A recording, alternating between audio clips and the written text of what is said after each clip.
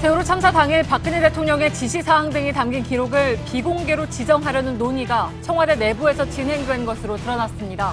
JTBC 취재진이 김영한 전 민정수석의 업무 다이어리를 분석한 결과 박 대통령의 참사 당일 7시간 행적을 숨기고 참사 책임을 다른 곳에 떠넘기려는 지속적인 시도를 포착했습니다. JTBC가 입수한 조원동 전 수석 녹취 파일에는 김영재 원장 업체가 2014년 중동 방문 의료 사절단에 포함되지 않아 당시 청와대 부속실에 비상이 걸렸다는 내용이 담겨 있습니다. 김영재 원장이 사절단에서 누락된 책임을 정기택 보건산업진흥원장 등이 뒤집었었다는 주장도 나왔습니다. 김영재 의원 업체에 대한 특혜성 지원이 대통령 성향과 관련돼 있는 것 같다는 조원동 전 경제수석의 발언과 관련해서 JTBC 취재진이 당시 대통령 사진을 분석해봤습니다. 2013년 말부터 2년 동안 박 대통령이 리프팅 시술을 받은 흔적이 포착됐습니다. 국회 청문회에서 최순실 씨와 딸 정유라 씨를 모두 모른다고 했던 김경숙 전 이화여대 학장이 최 씨와 통화를 해왔다는 의혹이 제기됐습니다. 노승일 K스포츠재단 부장은 오늘 국회 청문회에서 최 씨가 김 전 학장과 통화하는 걸 여러 차례 봤다고 주장했습니다.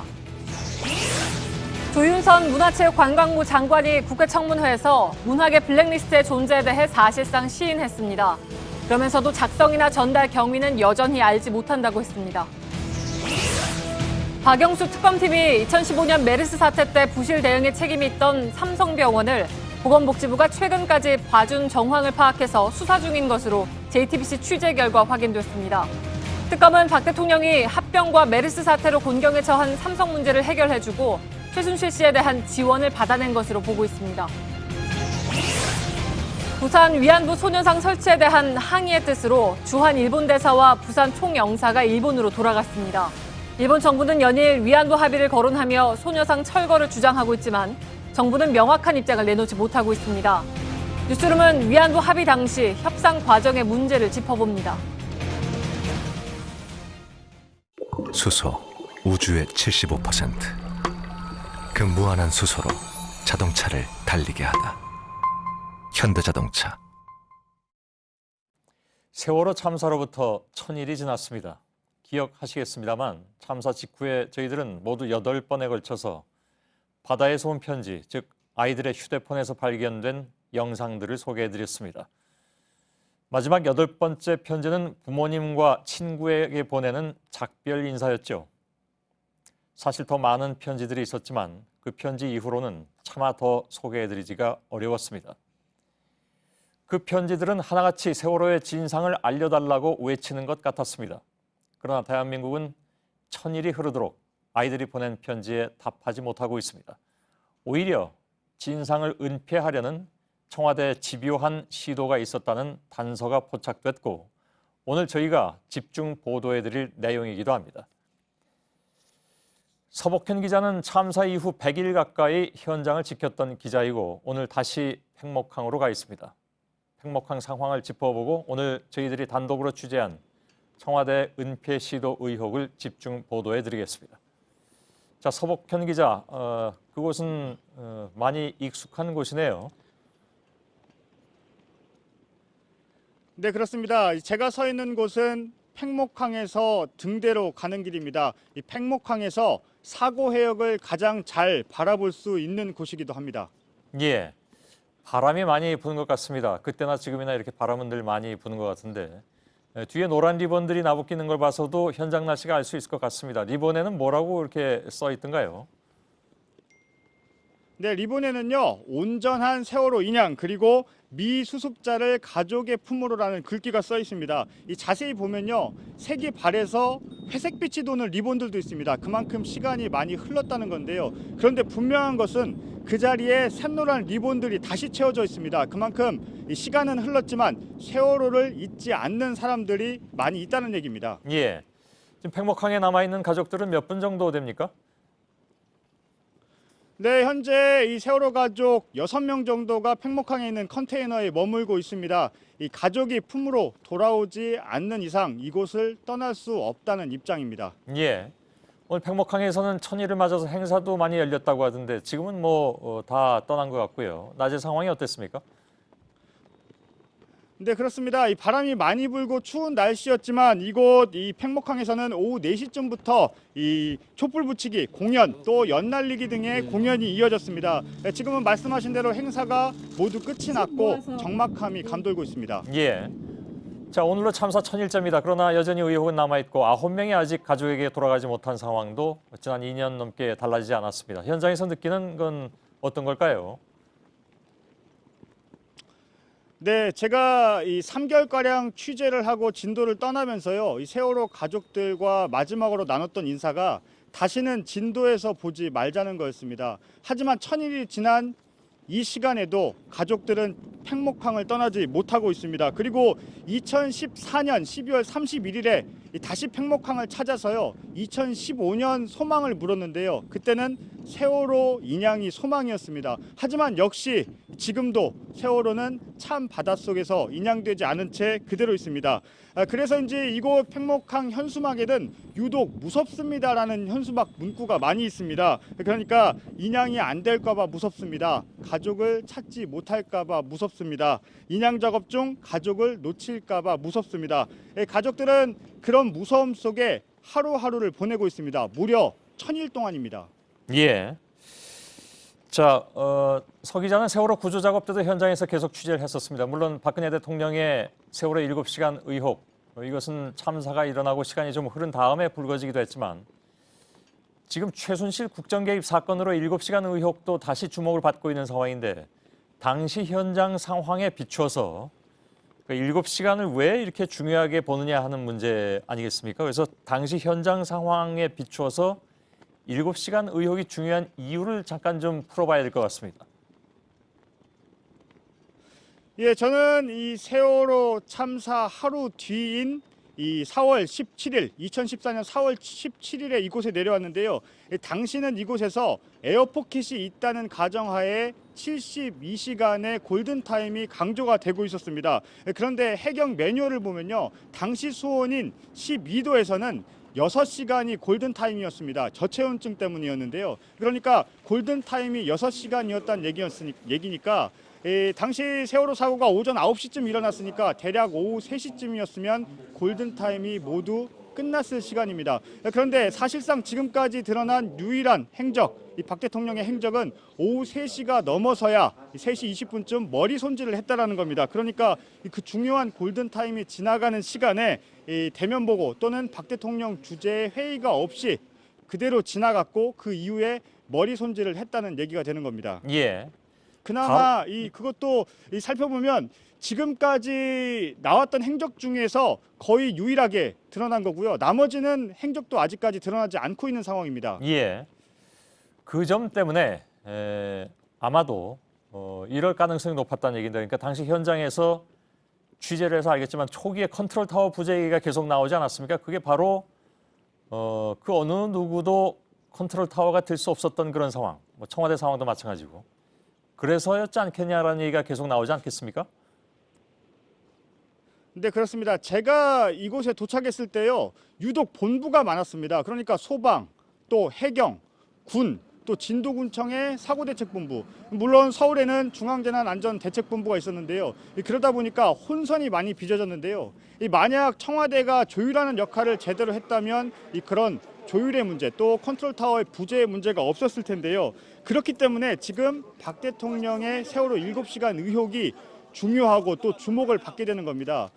이것을 두고 이곳에 남아있는 세월호 가족들도 박 대통령의 세월호 7시간 의혹에 대해서 답답함을 느끼고 있는 거고 또 그럴 수밖에 없습니다. 직접 한번 들어보시죠. 예.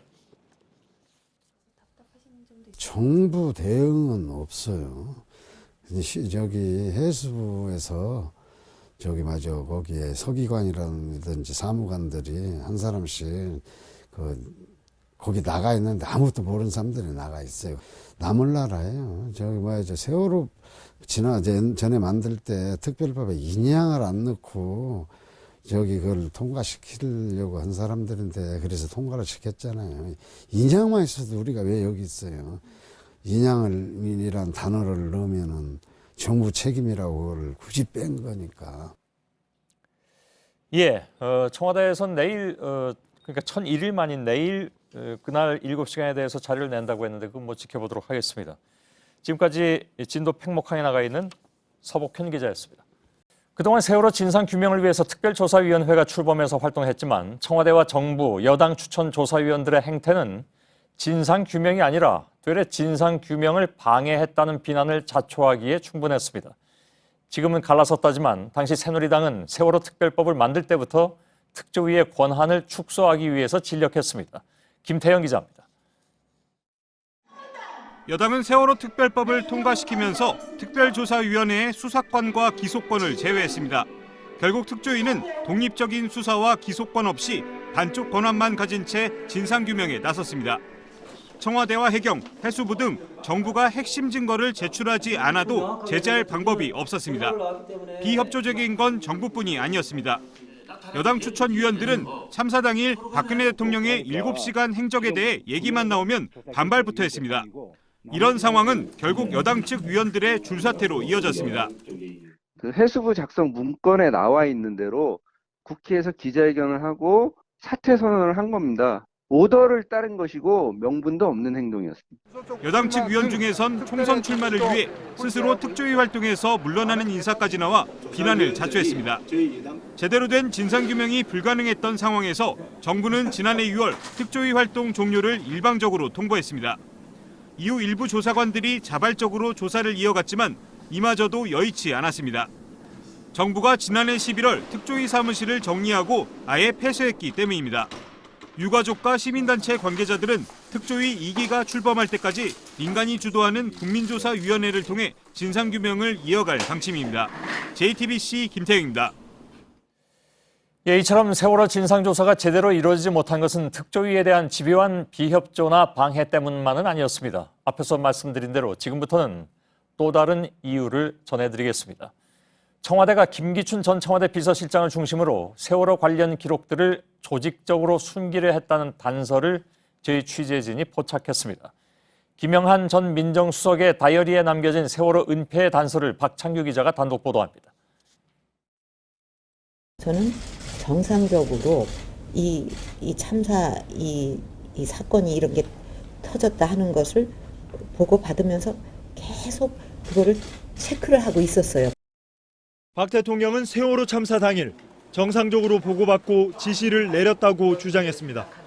하지만 청와대 기록으로 남게 되는 당일 보고와 지시 내용의 원본과 사본을 지금까지 한 번도 공개하지 않았습니다. 이 때문에 시민단체가 나서 기록을 공개하라는 소송까지 벌이고 있습니다. 그런데 청와대가 참사 당일 기록물을 애초부터 비공개 처리하고 비밀 문서로 지정하려던 단서가 포착됐습니다. 고 김영한 전 민정수석의 비망록에 나와 있는 2014년 7월 17일 김기춘 전 비서실장의 지시입니다. 세월호 참사와 관련해 대통령을 뜻하는 VIP를 거론합니다. 이어서 VIP 기록물을 비공개로 하기 위한 법률적 근거를 검토하라는 지시를 내립니다. 이때는 아직 박 대통령의 7시간 행적 의혹에 대한 첫 언론 보도가 나오기도 전이었습니다. 청와대가 왜 서둘러 참사 당일 기록물을 비공개로 지정하려 했는지 의문이 제기되는 대목입니다. 아직도 공개되지 않은 세월호 기록물들이 대통령이 물러나면서 지정 기록물로 넘길 경우 최대 30년 동안 박 대통령 말고는 아무도 볼 수가 없습니다. JTBC 박창규입니다. 청와대는 이미 3차례에 걸쳐서 참사 당일 대통령 일정이라고 주장하는 시간표를 내놨었습니다. 이런 시간표를 가지고 청와대가 여당 의원 등을 동원해서 조직적 홍보에 나선 의혹도 제기됐습니다. 그런데 이렇게 홍보에 나선 시간표가 매번 바뀌어서 의혹을 더하고 있습니다. 이상엽 기자입니다. 청와대는 2014년 이후 세월호 당일 대통령 행적을 시간표로 정리해 3차례 발표했습니다. 그런데 청와대가 여당 의원을 동원해 대통령 행적과 관련한 주장을 조직적으로 홍보했다는 의혹이 제기됩니다. 김영한 전 민정수석의 2014년 10월 28일 다이어리엔 7시간을 전면 복원하라는 문구가 나옵니다. 또 정무수석실에서 김재원 의원에게 복원한 내용을 보내고 김 의원이 언론 홍보를 맡으라는 내용도 적혀 있습니다. 이후 청와대는 2014년 새누리당 김재원 의원과 조원진 의원 요청에 답하는 형태로 2차례, 지난해엔 청와대 홈페이지에 직접 게재하는 방식으로 대통령 행적 시간표를 공개했습니다. 그런데 새 시간표는 모두 다르다는 것도 문제입니다. 2014년 김재현 의원 발표엔 대통령이 8번 보고받았다고 했지만 지난해엔 17번 보고받은 것으로 바뀌었습니다. 또 처음엔 오후 4시 반에 중앙재난안전대책본부 브리핑을 받았다고 했지만 지난해엔 중대본 방문 준비를 완료했다며 내용이 달라졌습니다. 조 의원이 내놓은 시간표엔 국가안보실이 했다던 보고가 거꾸로 대통령의 지시사항으로 둔갑했습니다.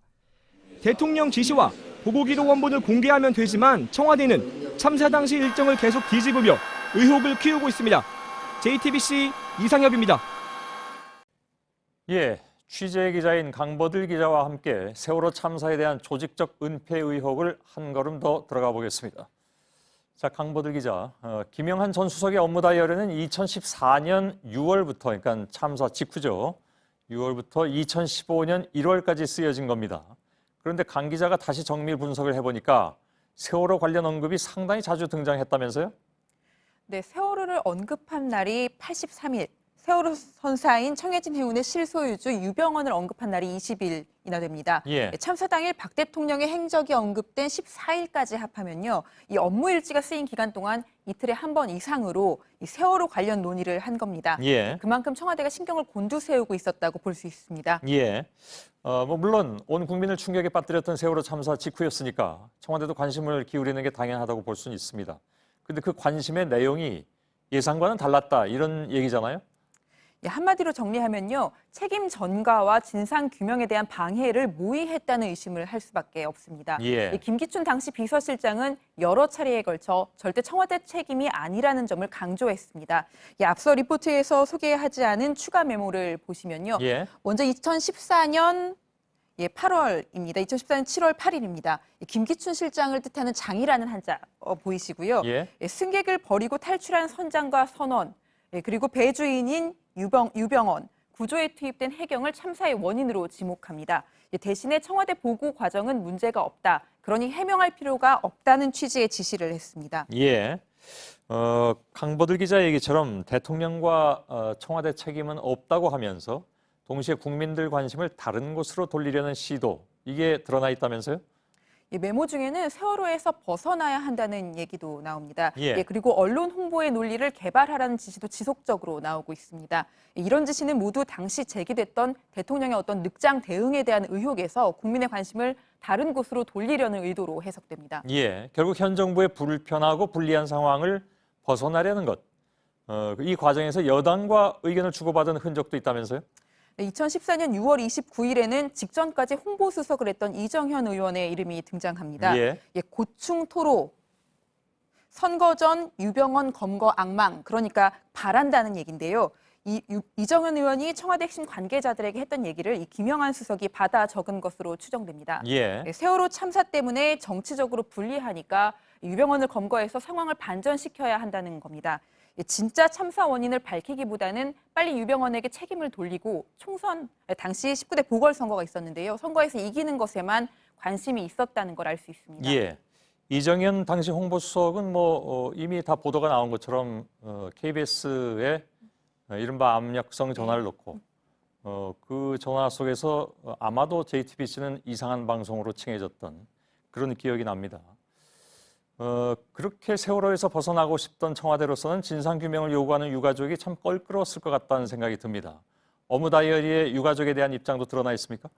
유가족과 관련해서는요, 보시는 것처럼 과도하다, 무리하다 이런 표현이 계속 나옵니다. 생존 교사에게 탈출 당시 상황을 듣고 싶다는 요구도 무리하다. 학생들의 통화 기록과 내용을 부모가 알고 싶다고 한 것조차 무리하다고 했습니다. 예. 특히 세월호 특조위에 수사권을 달라고 했던 유가족의 요구를 적은 메모도 있었는데요. 공교롭게도 그 다음 날에는 어버이연합의 유가족 비난 기자회견도 있었습니다. 예. 그래서 혹시 연관성이 있지 않느냐라는 의혹이 나오기도 했었죠. 예, 맞습니다. 예. 청와대는 또 유가족이 언론에 많이 노출되는 것도 꺼린 것 같습니다. 8월 메모를 보면요, 교황의 방한에 언론에 과잉 보도된다. 갈등을 유발하지 않도록 하라는 취지의 메모가 눈에 띄었습니다. 예. 가족을 잃은 마음은 다 똑같을 텐데 온건한 유가족과 그렇지 않은 유가족 이런 식으로 편을 가리기도 했었죠, 그 당시에. 예, 안산 단원고 학생들의 유가족 외에 다른 유가족들은 온건하고 합리적이니까 이들의 입장이 반영해서 중화해야 한다는 메모가 있고요. 예. 이런 메모는 결국 단원고 희생 학생들의 가족이 온건하지 못하다는 입장을 드러낸 것으로 보입니다. 예. 또 유가족을 분리하는 용어를 사용하라는 내용도 있는데요. 이런 지시 역시 같은 맥락으로 보입니다. 예. 이른바 분할 통제, 뭐 영어로는 divide and rule이라고도 흔히 얘기하는데 이렇게 갈라놓고 통제하려는 이건 정부에선 그런 수법을 사실은 뭐 이번만 쓴 것도 아니고 여러 차례 썼다라는 의심을 받고 있지 않습니까? 사회적 이슈가 크게 있었을 때마다. 아무튼 알겠습니다. 여기까지 듣겠습니다. 강버들 기자였습니다. 예, 지난 1일 박근혜 대통령은 청와대 출입 기자들을 불러서 김영재 의원 특혜 의혹에 대해서 기술력 있는 중소기업을 지원하는 것이라고 밝혔습니다. 그런데 어제 저희가 공개해드린 조원동 전 경제수석의 녹취 파일에 따르면 대통령의 이 발언은 사실이 아닐 가능성이 높아졌습니다. 조원동 전 수석은 김영재 의원이 받은 특혜가 대통령 성형과 관계가 있는 것 같다고 말했습니다. 녹취 파일에 따르면 조원동 전 수석은 후임인 안종범 전 경제수석에게 이 내용을 인수인계까지 했습니다. 특별히 그 부분을 찝어서 잠깐 들려드리겠습니다. 라는 데가 있는데 지금 제가 엮여진 건 내가 몰랐고 대통령의 성형하고는 관계가 있겠구나 하고 생각을 했어. 시작을 했어. 그러지 않았으면 내가 안종범이한테 내가 이거는 인수인계 꼭 너 해라 하고 얘기를 하진 않았겠지. 예, 오늘 뉴스룸에서는 저희 취재진이 새롭게 확보한 조 전 수석의 녹취 파일을 들려드리겠습니다. 여기에는 김영재 의원 지원 상황이 대통령 부속실에 직보된 정황이 고스란히 드러납니다. 우리 정부의 중동 의료 사절단에 김영재 의원 쪽이 포함되지 않자 청와대 부속실에 비상이 걸렸고 주무부처 책임자들이 경질됐다는 주장도 여기에서 나왔습니다. 이호진 기자의 단독 보도입니다. 2014년 9월 문영표 당시 보건복지부 장관은 대규모 의료 사절단을 이끌고 UAE를 방문합니다.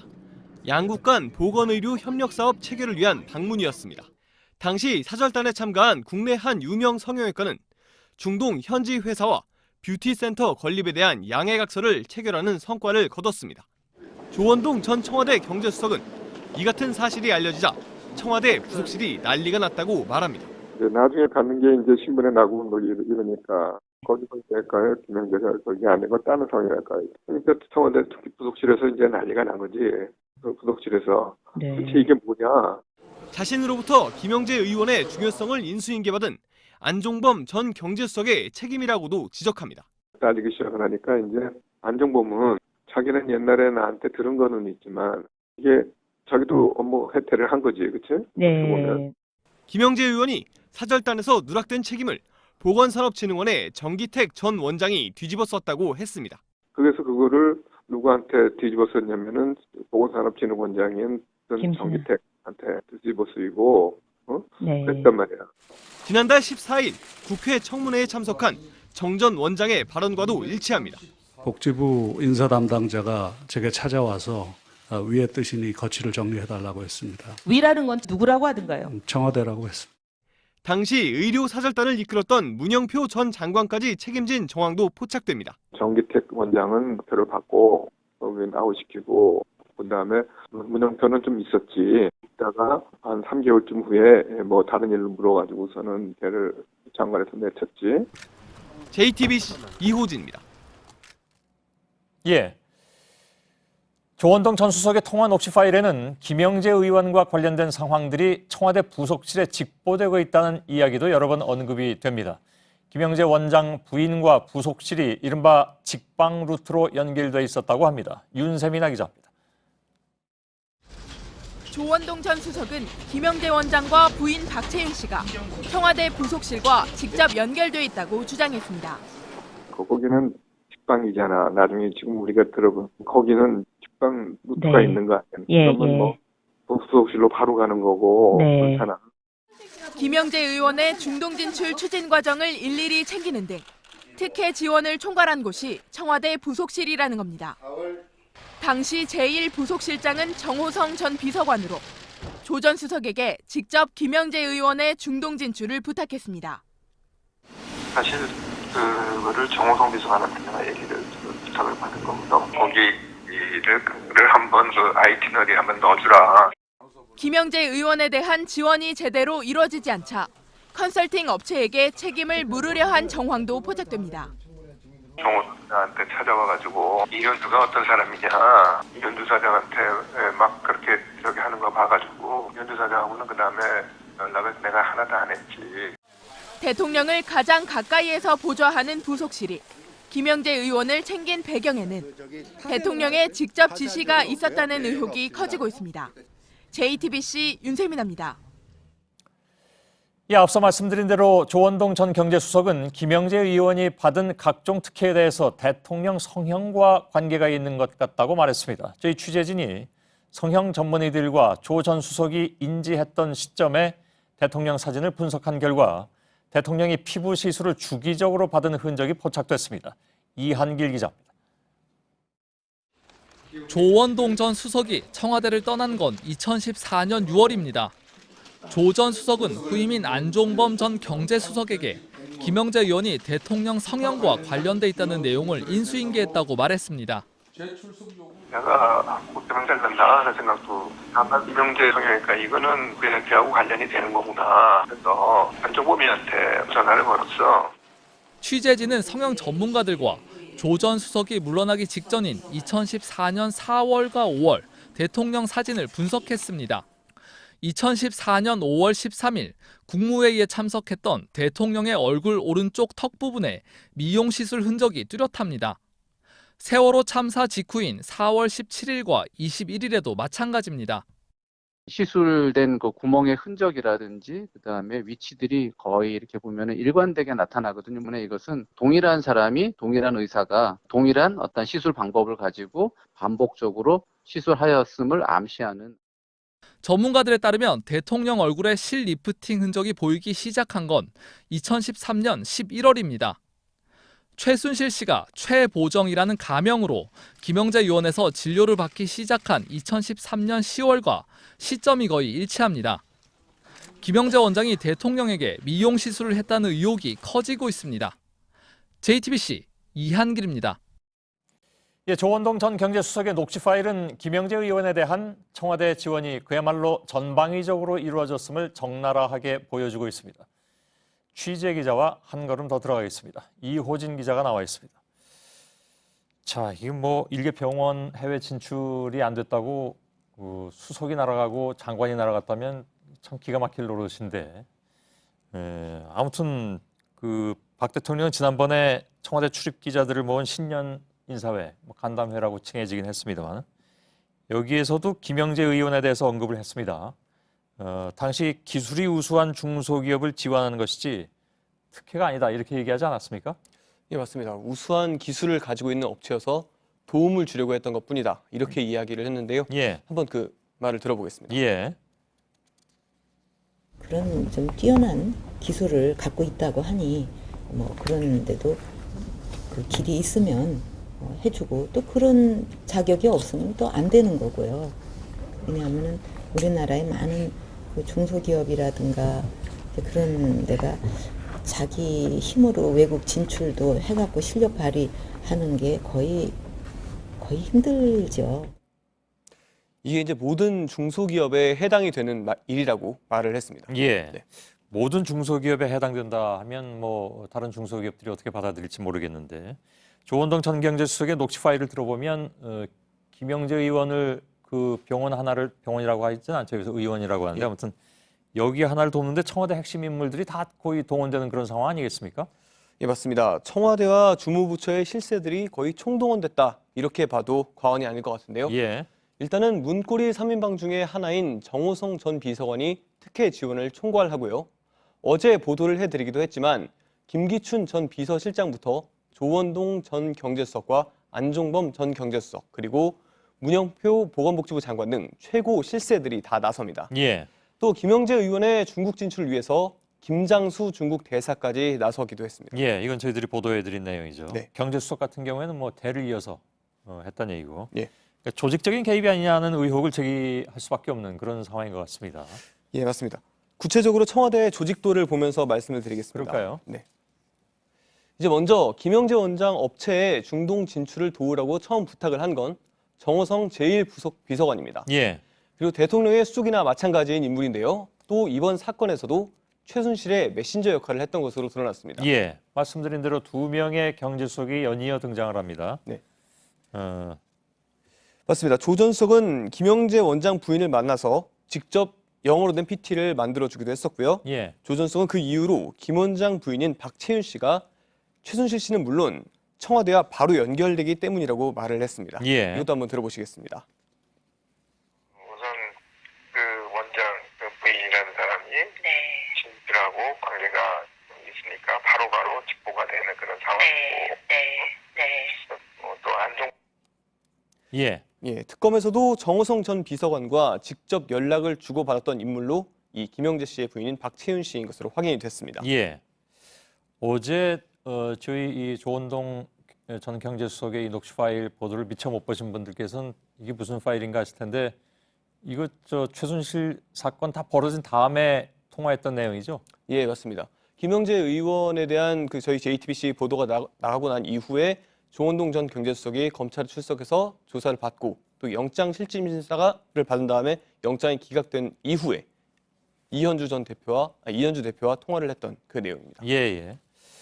오늘 추가로 공개한 녹취 파일을 보면 후임인 안종범 전 경제수석에게 인수인계를 했는데 초반에 이게 제대로 안 돼가지고 부속실이 난리가 났다. 이런 얘기가 나오대요? 예, 앞서 기사에서 나왔는데요.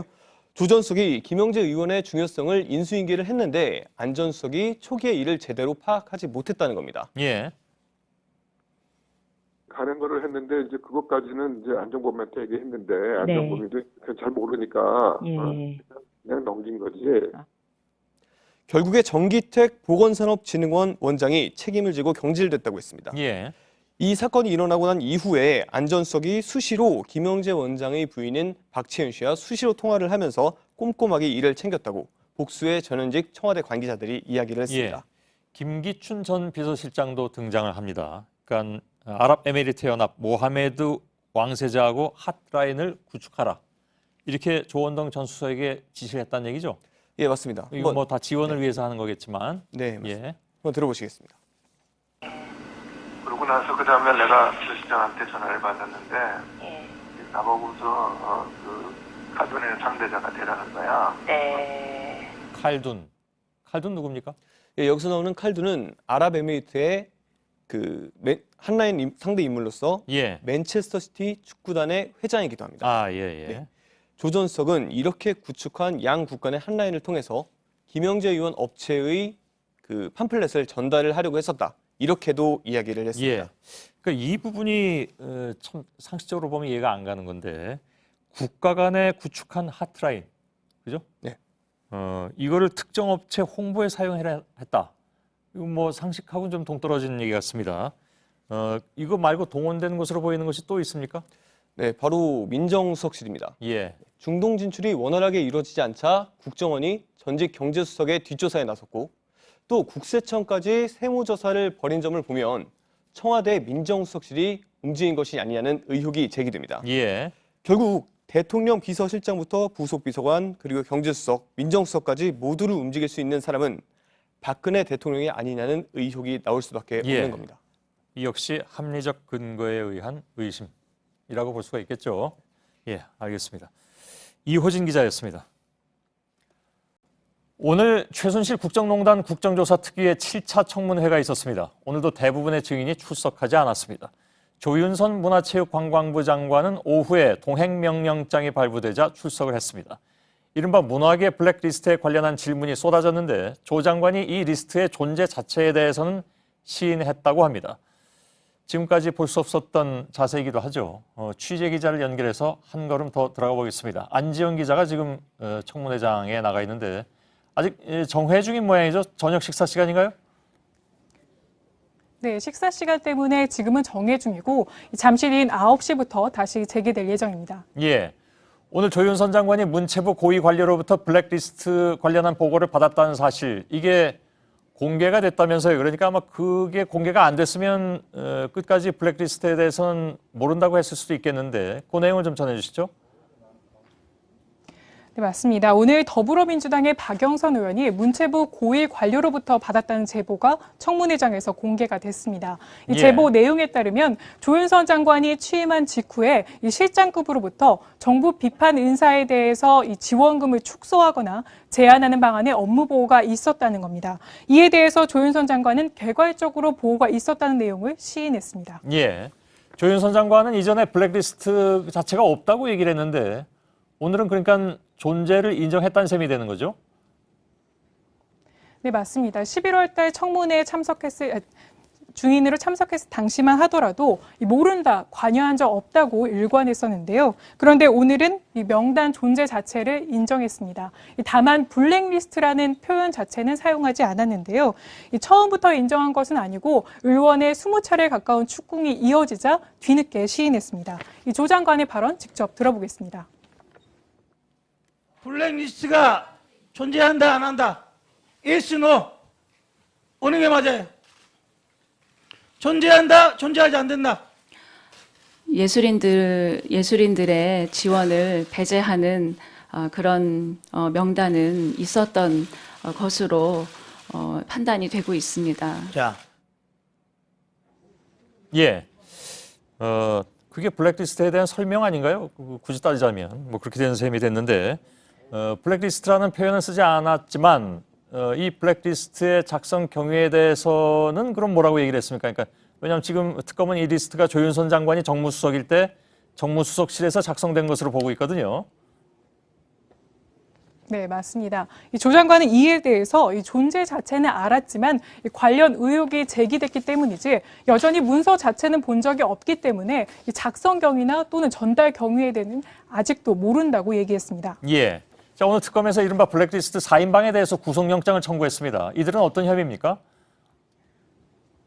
이들은 모두 이 직권남용과 위증죄 혐의입니다. 이 블랙리스트 4인방은 모두 김종덕 전 문체부 장관과 김상률 전 교육문화수석 그리고 정관주 전 문체부 1차관과 신동철 전 비서관입니다. 이 모두 블랙리스트 작성과 이 전달에 기여했다는 의혹을 받고 있는데요. 이 중에서도 국회 청문회에 출석했던 김종덕, 정관주 이 두 사람에 대해서는 위증죄 혐의도 추가된 상태입니다.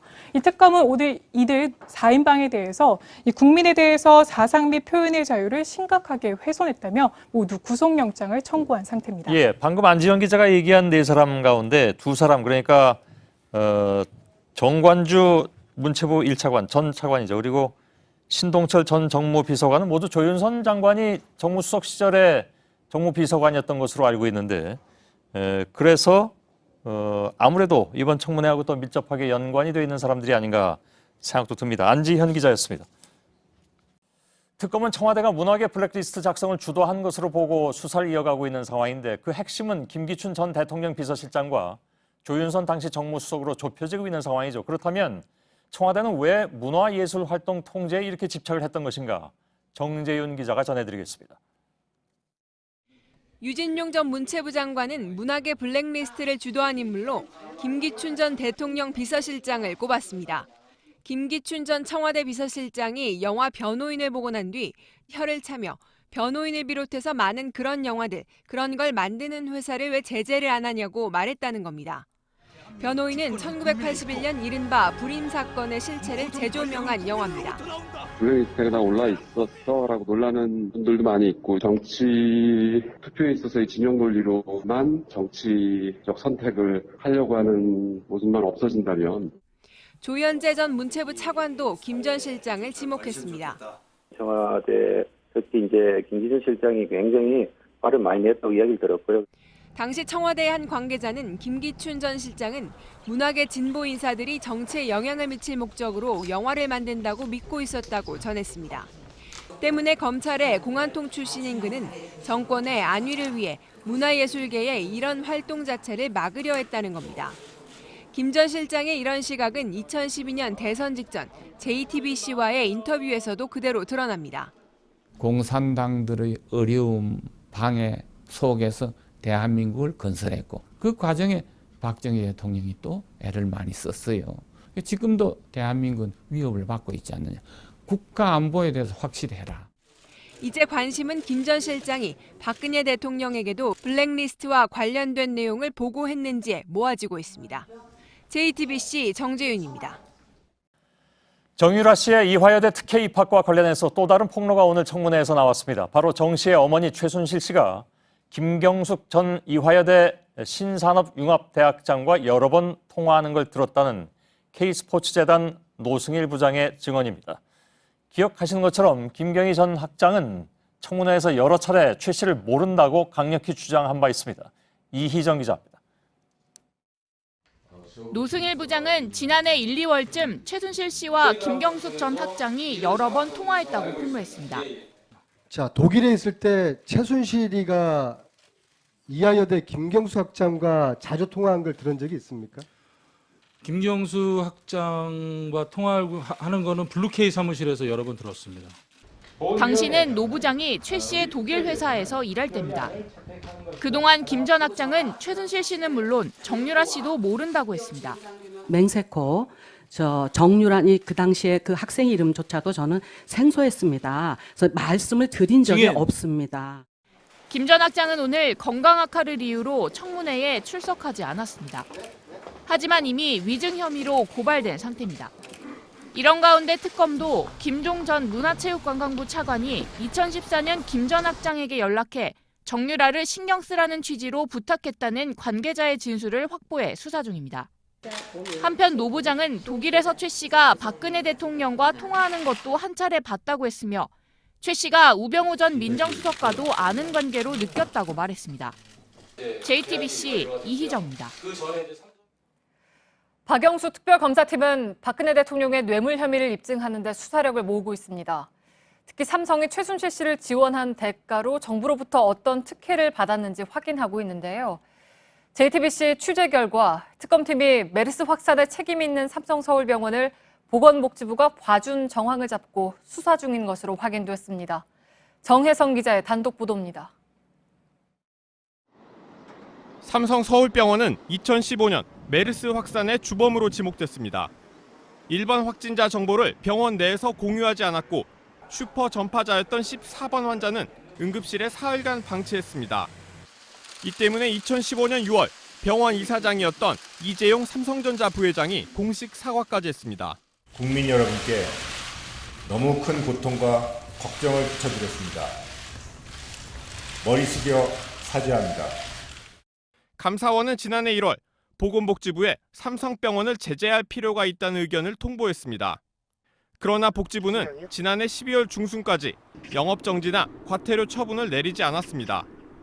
감사원 통보 이후 1년 가까이 아무런 조치를 취하지 않은 겁니다. 그러다 지난해 12월 말 복지부는 삼성서울병원에 대해 15일 영업정지와 과태료 처분을 내리겠다고 청와대에 보고합니다.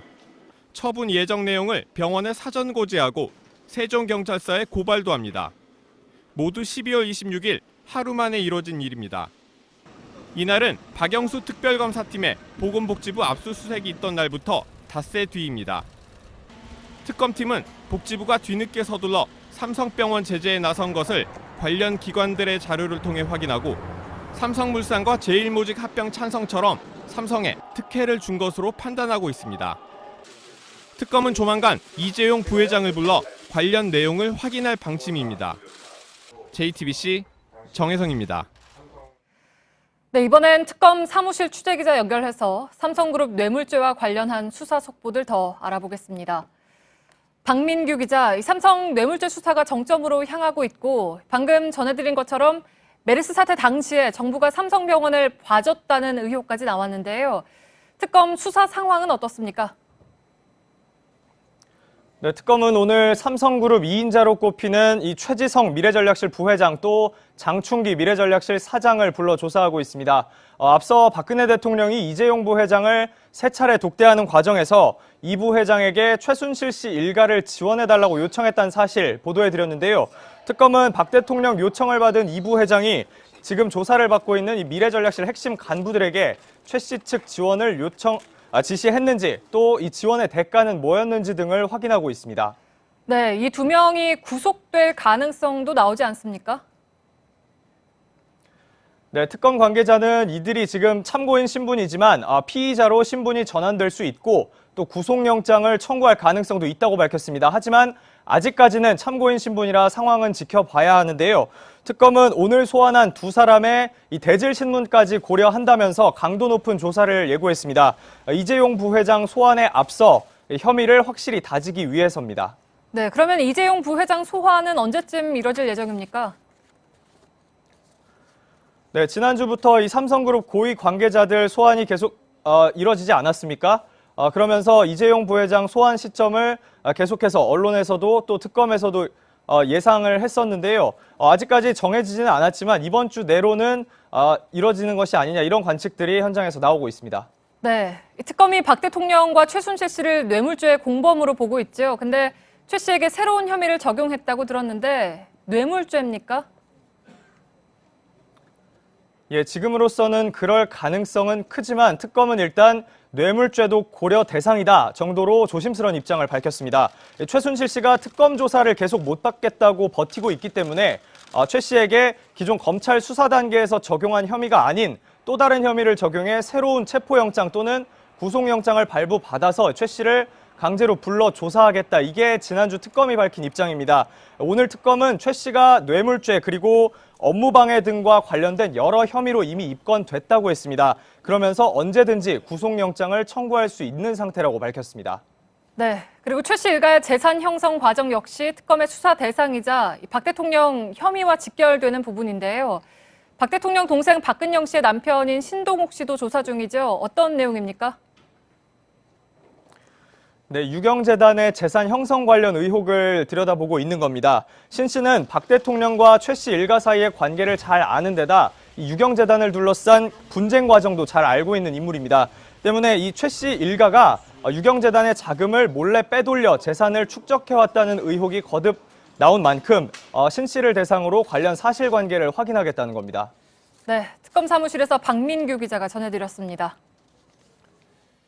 예, 나가민의 주한 일본 대사가 부산 총영사관 앞 소녀상 설치에 대한 일본 정부의 항의 조치로 오늘 일본으로 돌아갔습니다. 한일 통화 스와프 협상 중단 등 보복 조치에 대해서 우리 정부는 유감을 표명하는 것 이상의 대응을 하지 못한 사이에 일본의 공세가 이어지고 있는 상황입니다. 어제 아베 총리가 일본은 이미 10억 엔을 주었다고 큰 소리를 친 데 이어서 기시다 외상은 위안부 합의가 세계에서 높은 평가를 받고 있다고까지 주장했습니다. 위안부 피해자를 향해서 사죄 편지에 대해서는 털끝만큼도 생각하지 않는다면서 위안부 합의 정신을 정면으로 부정했던 인물이 바로 아베죠. 그가 부산의 소녀상을 소재로 한일 간 갈등을 전방위로 증폭시키고 있습니다. 우리 정부가 손을 놓은 사이에 부산 소녀상을 놓고 부산시청과 동구청은 책임을 떠넘기면서 결국 시민들이 나섰습니다. 구석찬 기자입니다. 부산 동구 초량동 일본 영사관 앞에 평화의 소녀상이 자리 잡기까지 기습 설치와 강제 철거라는 곡절을 거쳐야 했습니다. 지난해 연말 소녀상이 설치되자 일본이 외교 보복 조치에 나서는 등 민감한 외교적 문제로 떠올랐습니다. 이 때문에 부산에서는 소녀상의 관리와 보호 문제가 새로운 쟁점으로 떠오르고 있습니다.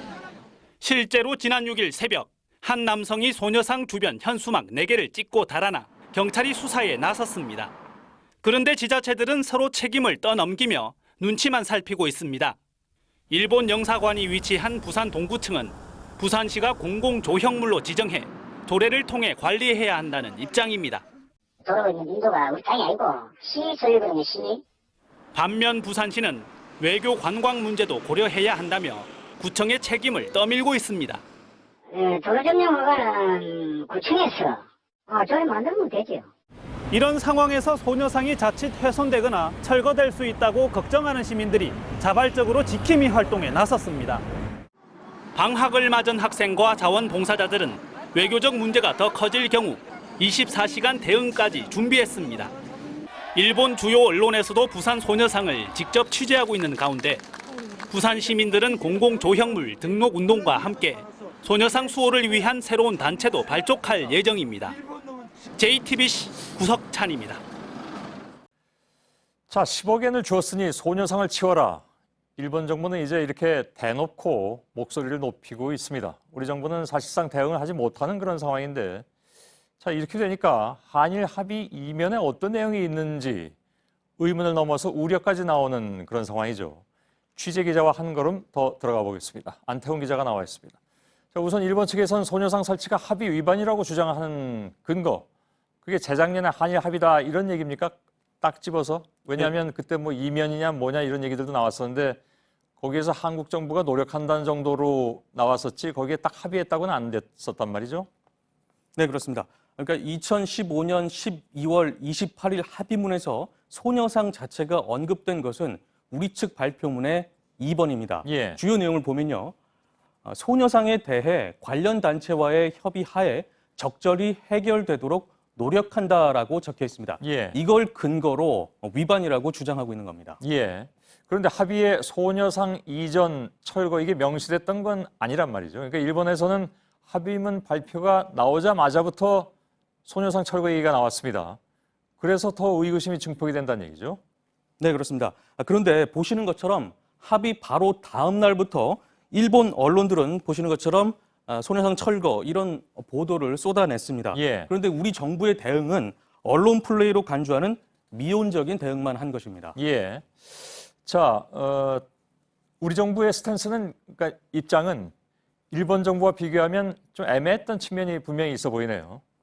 네, 그렇습니다. 일본 정부의 입장을 그 이후에 계속 나왔는데요. 그걸 좀 짚어보면요. 예. 집권 여당의 자민당 중의원은 위안부 동상 철거가 문제 해결의 대전제다라고 말을 했습니다. 또 이후 12일엔 아베 신조 일본 총리도 같은 취지의 입장을 드러냈고요. 또 급기야 자민당은 소녀상 철거를 요구하는 결의안을 채택하기도 한 것입니다. 예. 물론 일본 정부가 합의 이후에 소녀상 문제를 저렇게 본격적으로 들고 나온 것은 압박용일 수도 있겠죠. 근데 외교 문제이기 때문에 협상 과정을 우리 입장에서도 모두 밝히기 어려운 부분은 인정할 수 있겠지만 합의 상대방인 일본이 저렇게까지 나오면 우리도 뭐 좀 명확한 입장을 냈어야 되는 게 아니냐 이런 얘기 아니겠습니까? 네, 그렇습니다. 그럼에도 불구하고 우리 정부의 대응은 일일이 대응하지 않겠다. 뭐 이런 입장만 되풀이하곤 했습니다. 예. 합의문에 이전 철거란 말도 없는데 일본은 강하게 나오는데 우리는 왜 이렇게 미온적인 대처만 하는 것이냐. 그런 의문 때문에 합의 과정에서 의혹이 제기되고 있고 또 이면 합의설이 계속해서 나오고 있는 겁니다. 예. 자, 이면 합의설 가운데 또 하나의 중요한 부분이 있습니다. 그러니까 위안부 동원의 강제성 여부입니다. 이게 사실 굉장히 중요한 문제인데 이 부분도 합의 내용에는 명확하게 드러나지 않고 있습니다. 네, 맞습니다. 위안부 문제의 핵심은 말씀하신 것처럼 피해자에 대한 강제 연행 여부입니다. 예. 강제 연행이 이루어지지 않았다면 피해자로 인정받지 못할 수도 있기 때문에 그렇습니다. 예. 그런데 한일 위안부 합의문에는 이렇게 되어 있습니다. 군의 관여 하에 명예와 존엄의 상처를 입힌 문제에 책임을 통감한다라는 표현이 있습니다만 어떤 식으로 관여를 한 것인지 이런 것들은 나와 있지 않은 겁니다. 예. 그러니까 아무리 이 내용을 들여다봐도 강제성 여부가 분명히 명시되어 있지 않습니다. 이 부분은 이제 배상 문제하고도 이어질 수 있는 그런 문제인데 이건 뭐 10억엔으로 끝났다라는 것이 일본의 입장이고 우리도 거기에 합의를 해줬으니까 그 부분을 이렇게 끌려다녀야 되는 것인지 답답한 그런 측면이 있죠. 네. 아니나 그럴까 일본 정부도 조직적으로 강제성 지우기 작업에 나서는 듯한 모습을 보이기도 했습니다. 예. 그러니까 위안부 합의 직후에 유엔에다가 위안부와 관련해서 강제 현행 증거가 없다는 내용을 담은 입장문을 제출하는 등 계속해서 강제성 지우기 작업에 들어가는 모습을 보였고요. 예. 이때마다 우리 정부는 강제성은 부정할 수 없는 역사라고 반박하긴 했습니다만 추가적인 외교적인 조치는 없었습니다. 자, 그래서 이게 중요하다는 겁니다. 그러니까 강제성 부분은 어찌 보면 이번 사안의 핵심 중에 핵심인데 당연히 그렇다면 이 정도의 그 강제성이 명시돼 있지 않은 그런 문안이 합의문에 들어갈 정도라면 당연히 양국의 실무 협상 과정에서 어떤 식으로든 양국의 입장 개진이 있었을 것이 아니냐. 네. 그걸 공개하라는 판결이 이번에 나왔잖아요. 그러니까 일단 그 얘기부터 좀 들어보죠. 네, 맞습니다. 그래서 이 부분은 협상의 시작이자 결론일 수 있다. 뭐 이렇게까지 얘기하는 분들도 있습니다. 예. 수년 동안 한일 정부의 입장 차이가 워낙 컸던 부분이기도 하고요. 때문에 외교 테이블에서 중요하게 다뤄졌을 텐데 우리 정부가 어떤 식으로 일본 정부와 강제성 문제를 결론 지었는지 이런 부분들은 계속 의문이 남는 부분이고 또 예. 역시나 소녀상 문제와 마찬가지로 계속해서 의혹이 제기되고 있는 대목입니다. 예, 그래서 이제 관련 정보를 공개하라라는 요구가 있었는데 정부가 하지 않았고 그러다가 지난주에 결국은 이거 공개하라라는 판결이 나온 겁니다. 네, 그렇습니다. 예. 민변의 송기호 변호사가 2015년 말 합의만 놓고서는 강제성과 관련해서 양국이 어떤 합의를 했는지 알 수가 없다. 그래서 그 전에 12번의 한일 국장급 합의문을 전문을 좀 공개해달라. 그래야지 알 수 있을 것이다. 그렇게 정보 공개 소송을 낸 것이고요. 예. 이게 지난 6일 법원에 의해서 받아들여진 것입니다. 예. 이번 판결의 핵심은 강제 연행을 일본이 인정하지 않은 상태에서 합의가 이루어졌다면 그런 합의는 인간의 기초적 존엄성에 반해서 무효라고 법원이 보고 있다는 것을 의미합니다. 예. 네. 그럼에도 불구하고 외교부는 공개하는 대신에 항소를 준비하는 모습을 보이고 있는 상황입니다. 예. 법원 판결은 받아들이지 않겠다. 항소하는데 항소에서도 만일 뭐 또 공개하라고 그러면 그땐 대법원까지 또 가려는 그런 움직임이 있겠습니다만은 언젠가 밝혀지겠죠. 예, 안태훈 기자였습니다.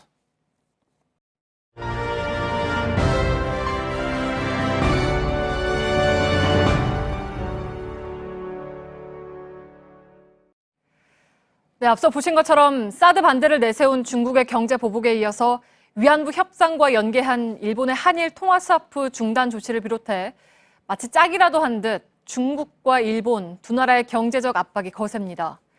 그런데 이런 공세 뒤에는 철저한 경제적 노림수가 있습니다. 경제 논리에 따라 원칙적으로 대응해서 겁박성 공세에 냉철하게 대처해야 한다는 지적입니다. 송우영 기자입니다. 일본과 중국의 협공 우려에 오늘 원달러 환율은 15.3원이나 올랐습니다. 그러나 냉정히 따져보면 일본의 통화 스와프 협상 중단 선언으로 우리가 입는 실질적인 타격은 없습니다. 통화 스와프는 외환 곳간이 부족할 때 다른 나라 돈을 빌리기 위한 협약입니다. 그런데 지난해 한국의 외환 보유액은 3,700억 달러, 우리 돈 445조 원으로 역대 최대치입니다. 일본의 스와프 협상 중단 선언이 사실상 엄포 성격이 짙다는 분석도 그래서 나옵니다. 중국의 압박 역시 마찬가지입니다. 경제 전문가들은 한류 차단 같은 위험 못지않게 대중국 교역의 핵심인 중간재 수출 감소에 대한 전략 마련이 시급하다고 입을 모읍니다. 중간재는 한국의 연간 대중국 수출액 중 75%를 차지합니다. 그러나 중국은 중간재 부문에서 자국산 제품의 비중을 높이는 대신 한국 의존도를 급속히 줄이고 있습니다. 2005년 34%였던 중국의 중간재 자국 내 조달률은 2015년 44%로 늘었습니다.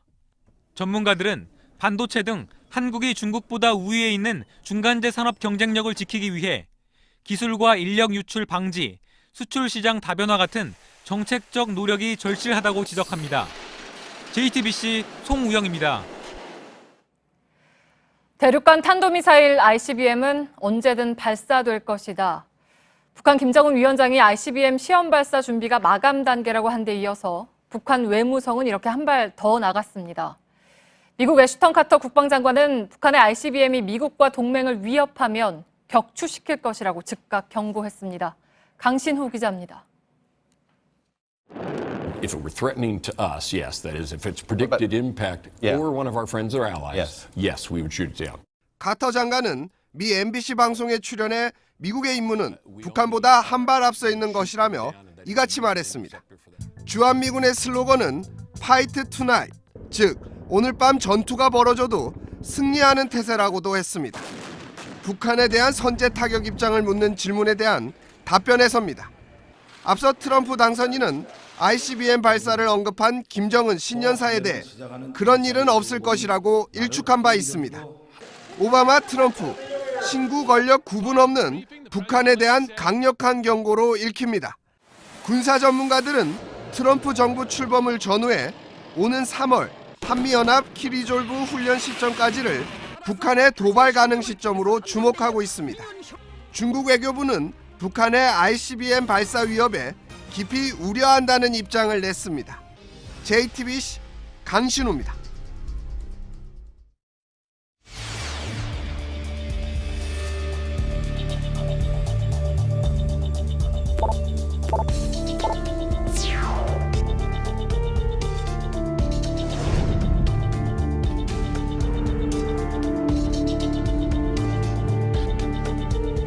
이렇게 시집 걱정까지 하는 최순실이 헌재에서도 최순실을 의상실에서 처음 봤고 개인적으로 모른다라고.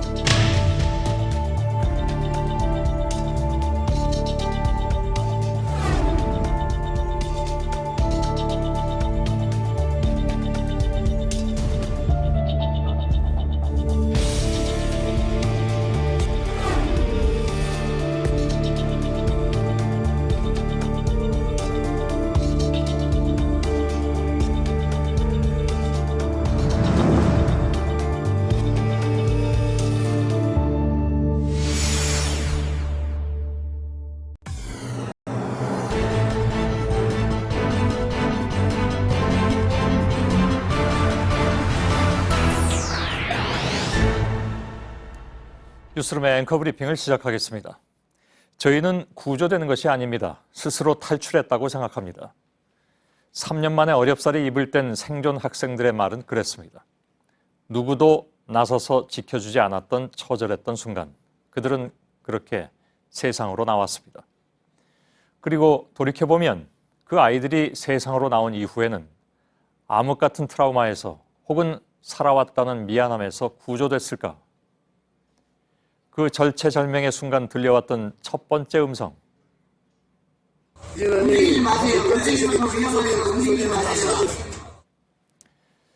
움직이지 말라, 가만히 있으라.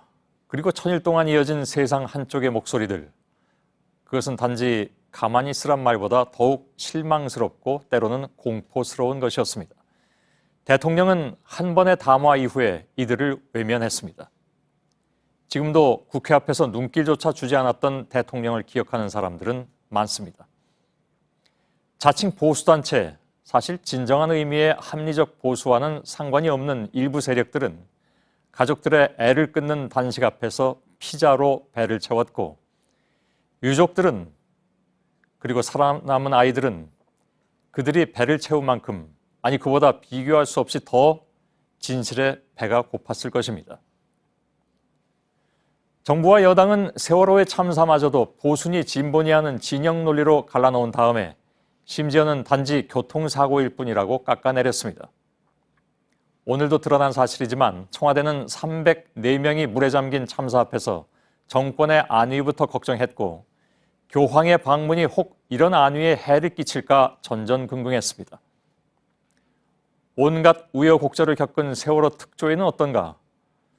특조위 활동에 정부가 한 일은 말 그대로 방해라고밖에 생각할 수 없는 수준이 아니었던가? 특조위는 마치 난민처럼 떠돌다가 역시 침몰하고 말았습니다. 그리고 세월호 7시간. 사람들이 왜 알고 싶어 하는지, 왜 알아야만 하는지 더 이상 설명하지 않아도 되는 그 7시간은 지금도 여전히 의문 속에 남아 있습니다. 지난 1000일 동안 이 모든 것을 말없이 혹은 말도 못한 채 지켜봐왔던 아이들은 이제 20살 청년이 되어서 광장에서 말했습니다. 우리는 구조됐던 것이 아니라 스스로 탈출했다고 생각합니다. 그렇습니다. 그들은 세월호에서도 스스로 탈출했을 뿐 아니라 세월호 이후의 삶에서도 구조받지 못했고 그들 스스로 탈출해서 광장에 섰던 것이 아닌가. 우리가 해줄 수 있는 이야기는 그저 나이테는 겨울에 자란 부분일수록 여름에 자란 부분보다 더 단단하다라는 신영복 선생의 글귀 정도. 오늘의 앵커 브리핑이었습니다.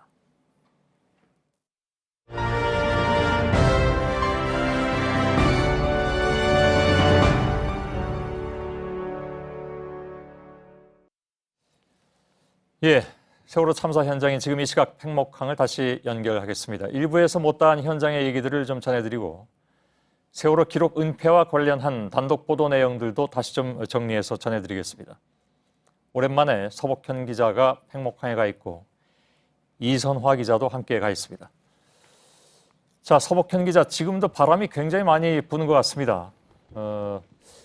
글쎄요, 팽목항에 갔을 땐 늘 그렇게 바람이 세게 불었는데 지금 서 있는 곳은 팽목항에서 등대로 가는 길이라고 일부에서 전해드렸습니다. 사고 해역과 가장 가깝다고는 하지만 그곳에서 사고 해역은 보이지는 않을 테고 동거차도에도 지금 유족들이 나가 있다면서요? 네, 그렇습니다. 이곳 진도 팽목항에서 동거차도는 배로 약 2시간 반가량 가면 나오는데요.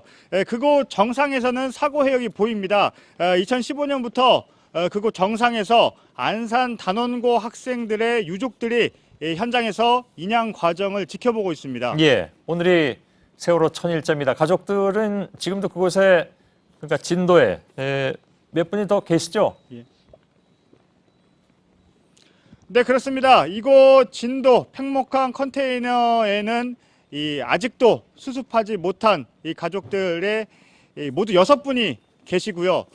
가족의 품으로 돌아올 때까지는 팽목항을 떠나지 못하겠다는 입장입니다. 그리고 동거차도 얘기를 했는데요. 이 동거차도에는 1000일째를 맞는 오늘도 역시 이 유족들이 사고 해역을 지켜보고 있습니다. 현재 이 계절 탓에 인양 작업은 중단이 됐고요. 올해 상반기쯤에나 인양이 완료될 것으로 현재까지 예상이 되고 있습니다. 유족들은 동거차도에서도 하루하루 현장을 바라보면서 현장 상황을 기록에 남기고 있는데요. 오늘 취재진이 이 동거차도에 있는 유족들과도 인터뷰를 했습니다. 직접 한번 들어보시죠. 제대로 인양 작업을 하고 있는지 우리 유가족들은 그걸 감시하기 위해서 이렇게 벌써 여기에 둥지를 튼 지가 1년이 지났지만 저희들은 개의치 않습니다. 이 세월호가 온전하게 인양되고 거기에서 뭐가 잘못됐는지에 밝혀져야 되기 때문에 이런 추위에도 머문지 않고 계속 지켜보고 있는 것입니다. 예, 서복현 기자. 지금 1000일이 지났지만 여전히 그대로인 것들이 너무나 많은 것 같습니다. 이선화 기자와 함께 현장에서 준비한 것이 있는 걸로 알고 있는데 지금부터는 서복현 기자가 이선화 기자를 불러서 잠깐 좀 현장 진행을 좀 해주시죠. 예, 알겠습니다. 방금 이 세월호 인양 문제가 나왔는데요. 또 하나 남은 과제가 있습니다. 바로 세월호 당일 이 정부의 대응입니다. 이 정부의 대응 문제를 명확하게 규명하지 않고서는 제2의 세월호 참사를 막기 위한 해결책을 마련하기도 사실상 쉽지 않은 부분입니다. 그것과 연결되는 것이 바로 박근혜 대통령의 세월호 7시간 의혹입니다. 지금부터는 현장에 나와 있는 이선화 기자와 함께 관련된 내용들을 전해드리도록 하겠습니다. 이 기자, 오늘 이곳에 와서 이 세월호 가족들과 아마 얘기를 나눴을 텐데 세월호 이 유족들도 이 박 대통령의 세월호 7시간 의혹에 대해서 어떤 입장이 있었을 텐데 어떤 얘기들이 나왔습니까? 네, 저는 이곳에서 미수습자 가족분들을 만나 뵀는데요. 이 가족분들 역시 박근혜 대통령의 세월호 당일 7시간의 행적에 대해서 굉장히 답답해했습니다. 또 세월호 구조 지시가 어떻게 이루어졌는지에 대해서도 굉장히 아직까지도 이 핵심적인 부분이 나오지 않은 데 대해서 좀 분통을 터뜨리고 있었습니다. 네, 그런데 무엇보다도 사실 얼마 전까지만 해도 이 세월호 7시간, 이 박 대통령의 행적에 대해서 밝히자는 얘기를 꺼내기도 사실은 쉽지 않았습니다. 그렇지 않습니까? 네, 그렇습니다. 이번에 최순실 국정사태 사건이 개입 사건이 불거지면서 특히 박 대통령이 세월호 7시간 동안 무엇을 했는지에 대해서도 명백히 밝혀야 한다는 공감대가 형성됐는데요. 앞서 2015년 11월 세월호 특별조사위원회가 이 박 대통령의 당일 행적의 적절성에 대해서 조사를 해야 한다고 의결했을 때만 해도 이 특조위가 정치적으로 대통령의 사생활을 이용하려 하는 것이 아니냐라는 일부 비난의 목소리가 보수단체 등에서 불거지기도 했었습니다. 네, 그만큼 이 대통령이나 또 청와대가 꺼내고 싶지 않은 부분이기도 하다, 이런 뜻이 될 텐데요. 앞서 뉴스룸 1부에서도 전해드렸는데 그날의 행적을 비밀로 지정하기 위한 시도가 김기춘 전 대통령 비서실장의 주도 아래 진행된 걸로 보인다, 이런 얘기가 나왔는데 좀 전해주시죠. 네, 김영한 전 민정수석 업무 다이어리에 기록됐던 내용입니다. 지난 2014년 7월 17일에 김기춘 전 비서실장이 이 박근혜 대통령으로 지칭되는 VIP를 언급하면서 이 세월호 대상 기록물을 비공개로 전환할 수 있는 어떤 법적인 근거를 마련하라라고 지시했다는 겁니다. 예. 그런데 바로 다음 날인 18일에 적힌 메모를 보면 4월 16일 동선에 대해서는 경호상 알지도 알려고도 않는다. 그리고 자료 제출 불가라고 적혀 있었고요. 있었고요.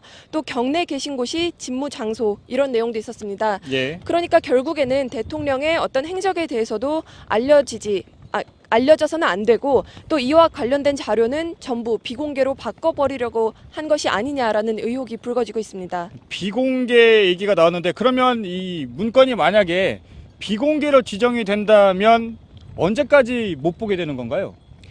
네, 이 세월호 기록물은 지금대로라면 이 지정 기록물로 분류됩니다. 일반 기록물이 아니라요. 그러니까 지정 기록물은 이 비공개가 원칙인데요. 특히 박근혜 대통령의 당일 사생활과 관련해서는 최대 30년까지 열람이 불가능할 수도 있습니다. 특히 또 이제 얼마 전에 대통령 변호인이 여성으로서의 사생활을 언급한 적도 있어서 이 배경에 대해서 더욱더 주목되고 있습니다. 30년이라면 이 사실상 자료를 볼 수 없다 이렇게 볼 수도 있을 것 같은데 그런데 현재 이 당시 자료의 원본을 이 청와대가 공개는 하지 않으면서 이 사실상 이 청와대가 대통령 행적의 이 시간표만 공개를 하고 있는 상황인데 그런데 그 과정에 여당의 협조를 받은 걸로 보인다 이런 얘기가 나오는데 좀 전해주시죠. 네, 김영한 전 민정수석의 이 다이어리를 보면 김기춘 전 실장이 7시간을 전면 복원하고 김재원 의원이 언론을 상대로 설득, 홍보라고 적혀 있습니다. 그리고 실제로 이후에 김재원 의원이 국정감사에서 이 박근혜 대통령의 세월호 당일 행적을 발표한 바 있는데요. 같은 당 조원진 의원도 역시 청와대로부터 자료를 받아서 이 박근혜 대통령의 당일 행적에 대해서 이야기를 한 바 있습니다. 예. 그리고 지난해에는 청와대 홈페이지에 아예 그 박근혜 대통령의 시간표를 게시하기도 했었는데요. 그런데 이 세 가지 버전이 전부 다 달라서 오히려 의심만 더 키우고 있는 상황입니다. 네, 그렇군요. 네, 이렇게 이 세월호 참사 1000일이 지나고 있습니다. 하지만 이 방금 말씀드렸듯이 풀리지 않는 의혹은 많습니다. 아니 어쩌면 의혹이 점점 더 커지고 있는 상황입니다. 그 답답함에 더해서 이곳 현장에 이 팽목항에 남아있는 세월호 가족들의 슬픔도 점점 더 커지고 있습니다. 지금까지 팽목항에서 전해드렸습니다. 예, 팽목항에서 서복현 기자 그리고 이선화 기자였습니다. 1부에서 저희가 단독으로 전해드린 내용인데 김영재 의원 특혜 배경과 정황을 언급한 조원동 전 청와대 경제수석의 녹취 파일을 추가로 공개해드렸습니다. 어제 이미 이 조원동 전 경제수석의 녹취 파일의 주요 부분을 여러분께 보도를 해드렸습니다만 오늘 나온 내용은 또 다른 의미에서 의미가 있습니다. 녹취 파일의 의미를 취재 기자와 함께 좀 더 짚어보도록 하겠습니다. 이호진 기자가 나와 있습니다. 지금까지 김영재 의원 특혜에 청와대 실세들이 상당 부분 동원됐다. 이건 저희가 계속 보도를 해왔었습니다. 새롭게 확인된 부분을 좀 짚어보죠, 오늘. 네, 김영재 의원의 해외 진출을 돕기 위해서 조원동 그리고 안종범 두 경제수석 그리고 김장수 중국 대사까지 나섰다는 건 말씀하신 대로 보도를 해드렸습니다. 예. 그런데 김영재 의원에 대한 지원이 제대로 이루어지지 않자 그 화살이 책임자들에게 돌아갔다는 건데요. 예. 이 녹취 파일의 주인공인 조원동 전 경제수석이 대표적인 케이스라고 할 수 있겠습니다. 예. 한번 말씀을 들어보시겠습니다. 내가 못 되면 잘된다 하는 생각도 다만 이 김영재 성형외과 이거는 그냥 걔하고 관련이 되는 거구나 하고 좀 그래서 예. 예, 조 전 수석은 자신이 김영재 의원 때문에 경질이 됐다고 보고 후임인 안종범 전 수석에게 이 내용을 인수인계를 했다고 했는데요. 예. 안 전 수석도 사실은 처음에는 그 중요성을 제대로 파악하지 못했다고 했습니다.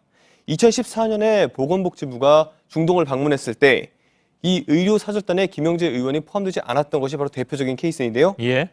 한번 들어보시겠습니다.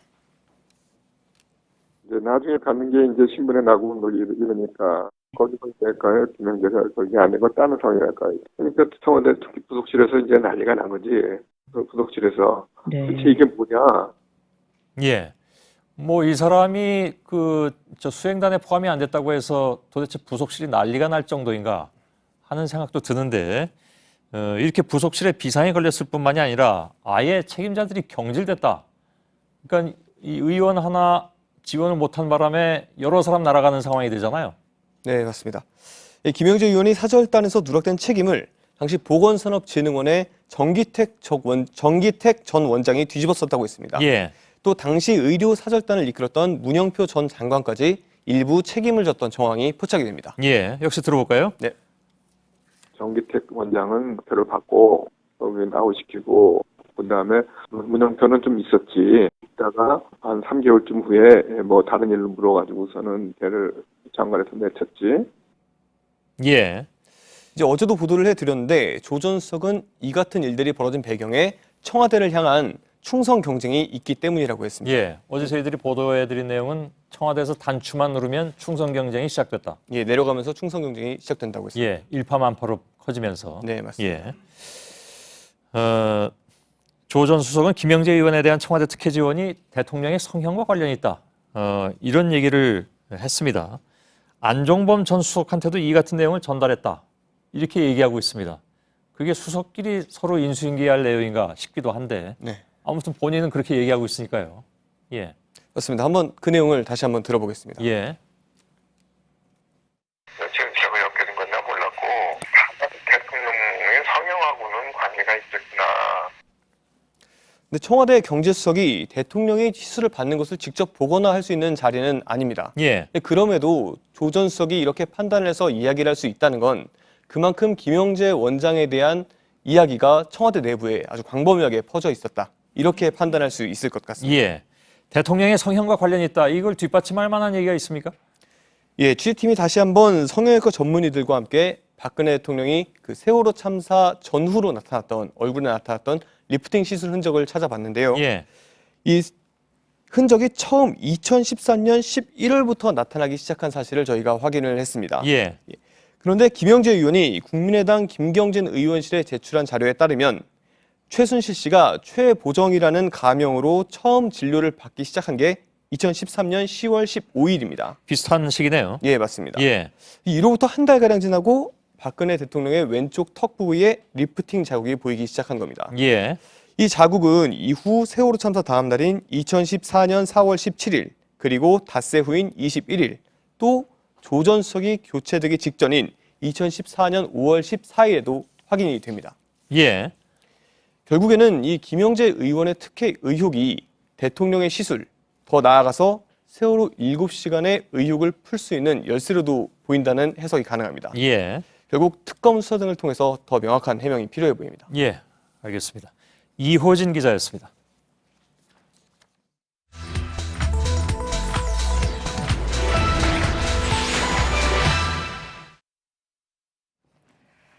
네, 법을 너무 잘 알아서 이리저리 빠져나간다는 뜻의 법꾸라지.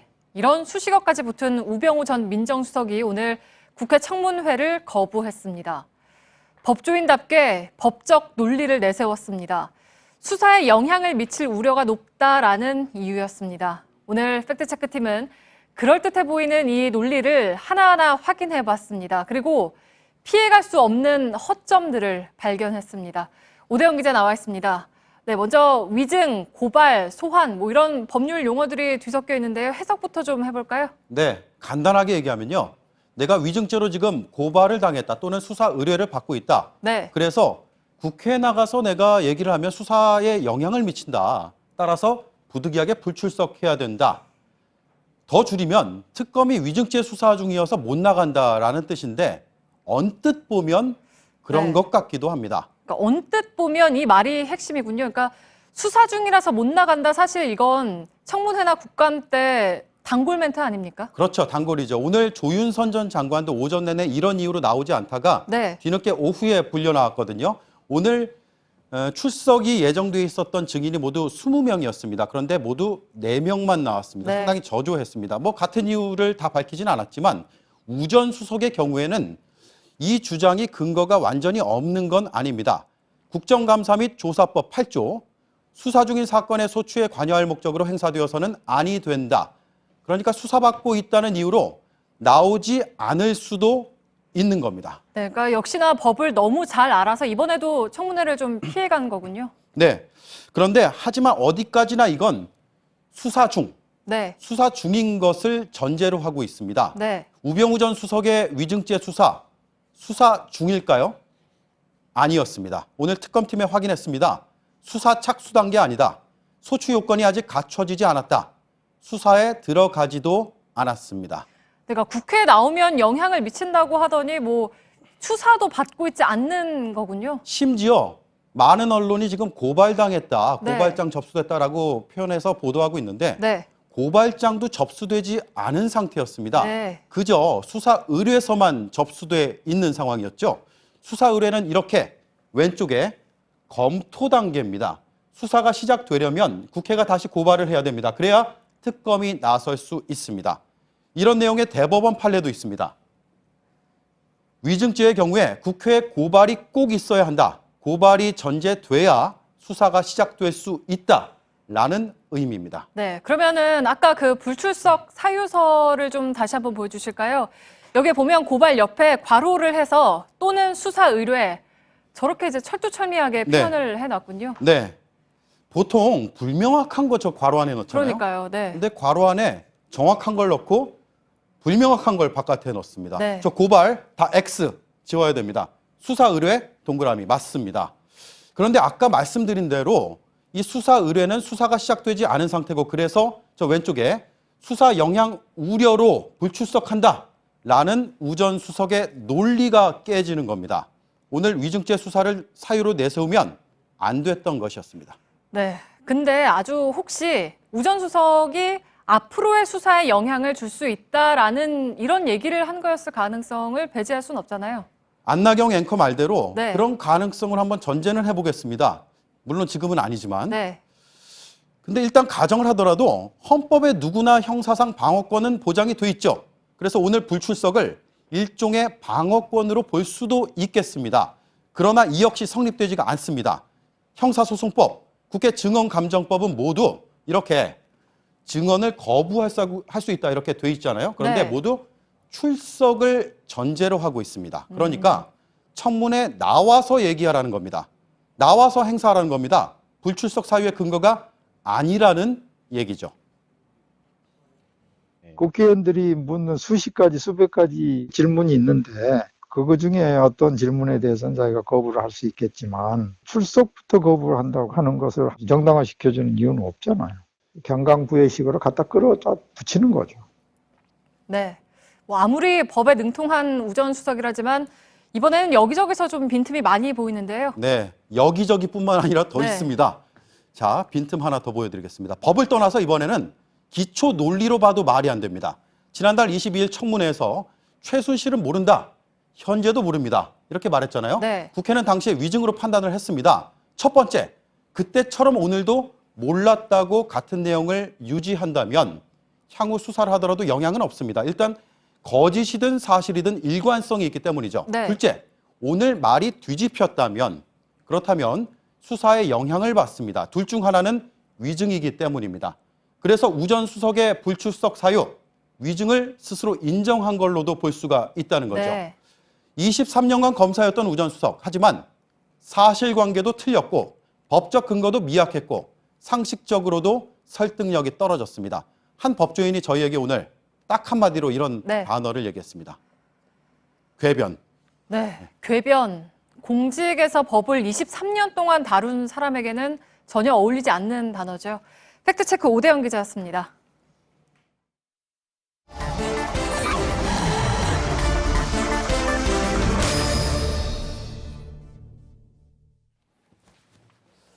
예, 비하인드 뉴스를 시작하겠습니다.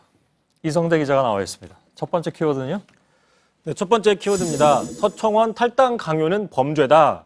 자, 친박계 핵심이죠. 서청원 의원이 지금 임명진 비대위원장의 인적 청산에 강하게 반발하고 있는데요. 예. 급기야 오늘은 탈당 강요죄라는 명목으로 임명진 위원장을 고소했습니다. 아, 탈당 강요죄가 있습니까? 원래? 그렇습니다. 아, 예. 이제 보니까 정당법 54조 정당 가입이나 탈당을 강요하는 자는 2년 이하의 징역 또는 200만 원 이하의 벌금.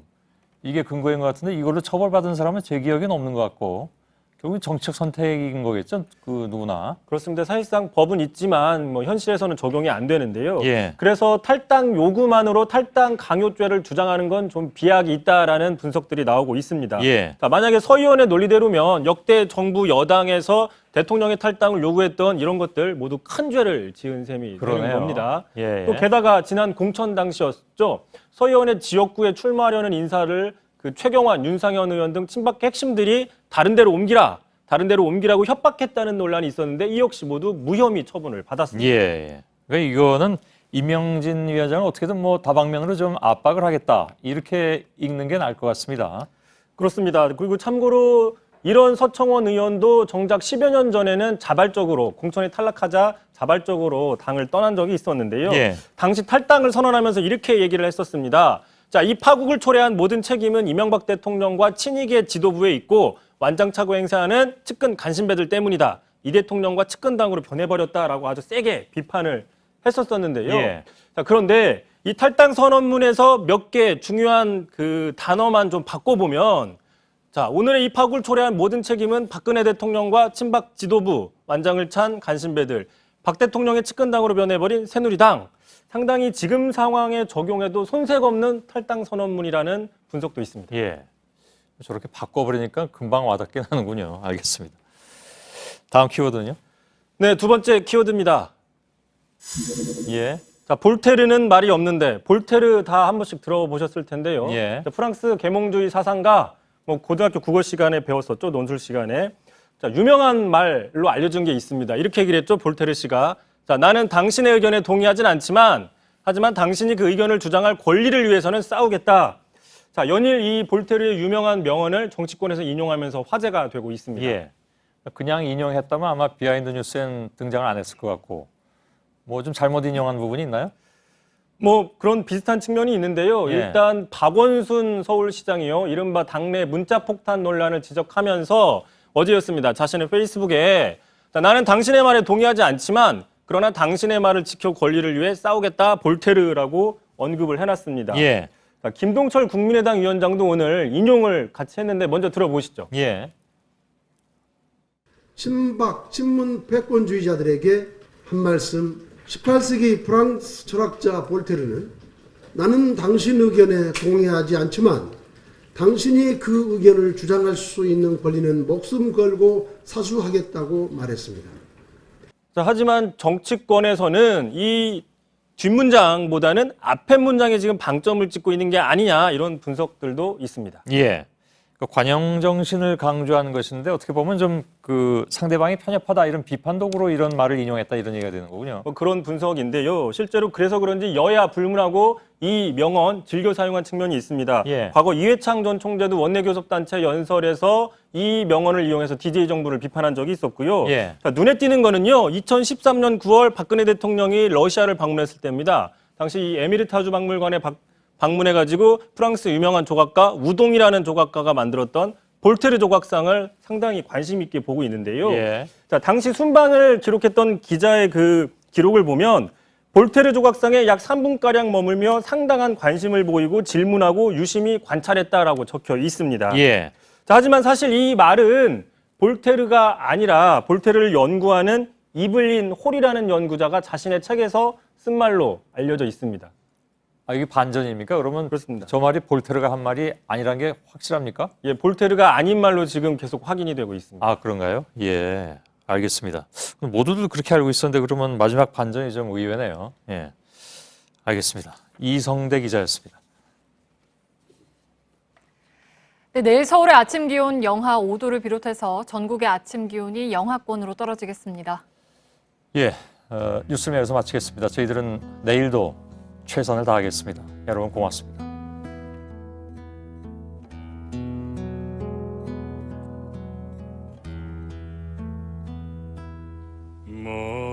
머나먼 길 떠나온 사람처럼 마치 배웅아온 것처럼 다시 돌아올 것 같은 그대 사라질 때까지 보내 한 번만 더 안아보고 싶었지 내 가슴이 익숙한 그대 안녕이라 하지